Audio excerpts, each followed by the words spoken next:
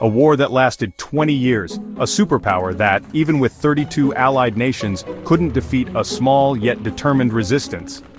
This is the story of Afghanistan. This is the story of America and NATO's failed mission. This is the story of the Taliban. Was this war truly against terrorism, or was it a struggle for freedom? Today we will uncover the full truth. America's mission and the first attack. September 11, 2001, a day that changed the world forever. In response to the attacks on the World Trade Center, the most powerful military force in the world launched an invasion of Afghanistan. The goal was to eliminate Al-Qaeda and Osama bin Laden. But soon, the war was no longer just about one man or one organization. It became a test of survival for an entire nation. On October 7, 2001, the U.S. began its operation. The first phase was airstrikes. The U.S. and NATO used their air superiority to bombard Afghanistan's key locations. But the Taliban quickly realized they could not win in direct combat, so they changed their strategy. They withdrew into the mountains and forests, setting up hidden bases and resorting to guerrilla warfare.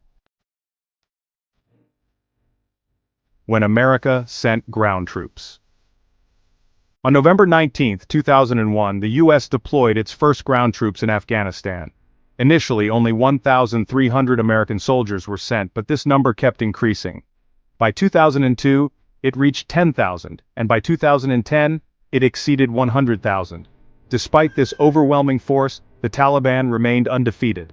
According to the United Nations, during this time, Taliban leader Mullah Omar declared, "When America sets foot on our land, this land will become their grave." This was not just a warning, it was a strategy. The Taliban prepared for prolonged combat. Even though America and its 32 NATO allies controlled only 45% of Afghanistan, the control was fragile.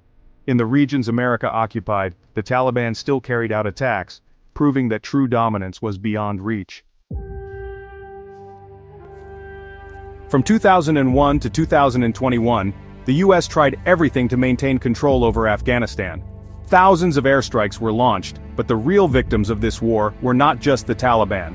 The common Afghan people suffered the most. It is reported that over 70,000 Afghan civilians lost their lives due to U.S. airstrikes and military operations.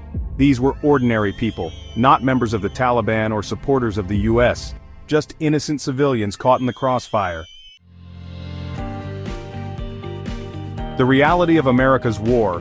The U.S. was not alone in this war. It had the full support of 32 NATO nations. This was the most powerful military alliance in the world. Every country sent troops, weapons, and intelligence, yet they still couldn't defeat the Taliban. When a small group resists the world's strongest armies for 2 decades, it is no longer just a war, it becomes a mission. The Taliban called this mission their war for freedom. They declared that Afghanistan belongs to Afghans, not foreign forces. America's military losses. America entered Afghanistan thinking it would secure a quick victory. But over 20 years it suffered significant losses. American soldiers killed, 2,461.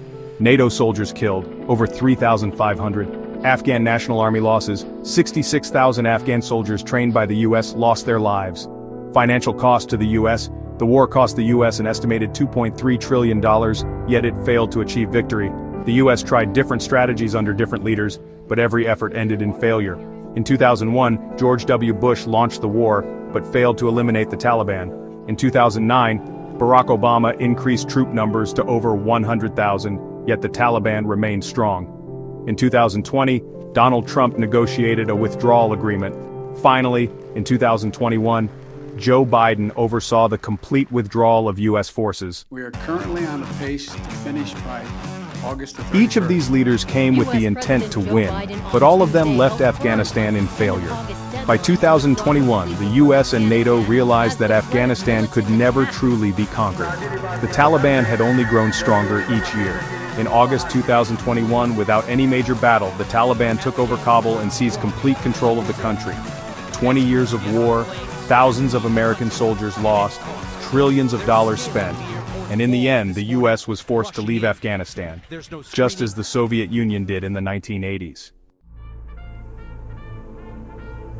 Today, in 2025, the Taliban rule Afghanistan with complete authority. Despite America and NATO's efforts, their system remains intact. This proves that no matter how powerful an enemy is, if a people are determined to fight for their land, they can never be truly defeated. Did America win this war?